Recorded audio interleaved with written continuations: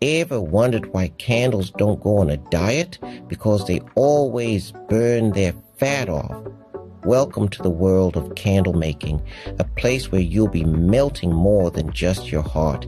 It's a delightful hands-on craft that's as entertaining as it is illuminating. So let's dive into the art of creating your own little light of life. And remember, if you're feeling the heat, that's just the candle's way of saying, I'm melting for you. Now, who's ready to melt some wax? Step 1 in candle making, get your wax. Now, don't go waxing your car. We're making candles here. The choice of wax is crucial. You might think wax is just wax, but oh, how wrong you are. First up, we have beeswax, the queen of all waxes, if you will. It's all natural, burns longer, and let's not forget, it's made by bees. Yes, those tiny little creatures that also give us honey. Talk about multitasking. Next we have soy wax. It's like the vegan cousin of beeswax. Burns clean, lasts long, and doesn't believe in animal labor. If you're into saving the planet one candle at a time, soy wax is your guy. And then there's paraffin wax. It's like the rebellious teenager of the wax family. It might not be as eco-friendly as its cousins, but it sure knows how to hold a scent and color like no other. Remember, folks, in the world of candle making, wax isn't for your legs, it's for your wicks. Step 2, choose your wick. And no, I'm not talking about John Wick, though he is a pretty lit guy. Now, onto the real wick business. You see, choosing the right wick is like choosing the right partner. It's got to be dependable, long-lasting, and able to handle the heat. But don't worry, unlike in relationships, in candle making, you can always trim the wick if it gets out of hand. Wicks come in different shapes and sizes, just like us. For instance, there's the flat wick, the square wick, the cord wick, and the list goes on. Each wick, like a good friend, has its own unique personality that can alter the burning quality of your candle.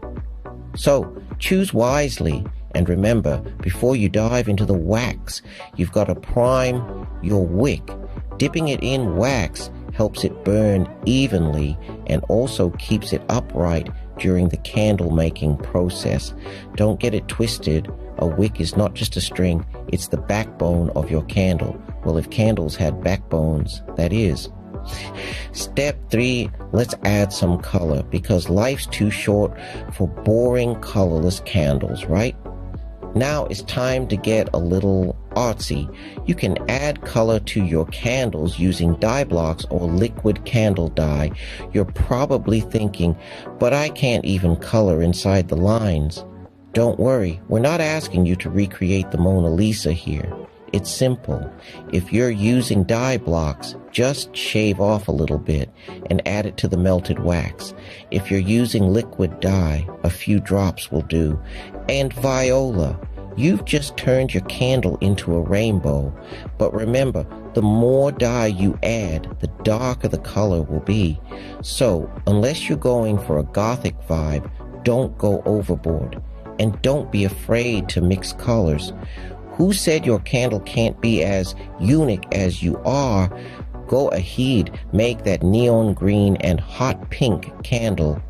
Remember, folks, when it comes to coloring your candles, the world is your canvas, or in this case, the wax is. Step 4, time to make your candles smell good, because who doesn't love a candle that smells like fresh cookies or a tropical beach? Adding fragrance oil is a breeze. Just pour it in and stir. Now, choosing the right scent, that's the tricky part. Do you want your room to smell like a lavender field or a cinnamon bakery? Or maybe you're a rebel and you're going for Oda Wait Dog. Remember, when it comes to scents, the nose knows. So trust your sniffer and choose a scent that makes you happy. So there you have it, folks, the art of candle making demystified. You've seen it all, the wax's dramatic journey from solid to liquid and back again. It's like a soap opera for DIY enthusiasts, but with less heartbreak and more, well, wax. Then there was the wick. Who knew a piece of string could be so important? If candles had a lead actor, the wick would be it. Always in the spotlight, always burning with passion, literally. And let's not forget the color and scent. The two divas of the candle world. They strut in, stealing the show, making sure everyone knows they've arrived. But remember, they're high maintenance, too much, and your candle could end up looking like a unicorn's dream or smelling like a fruit salad on steroids. And remember, if your candle making doesn't go as planned, you can always use it as a fancy paperweight or a doorstop. Happy candle making, folks.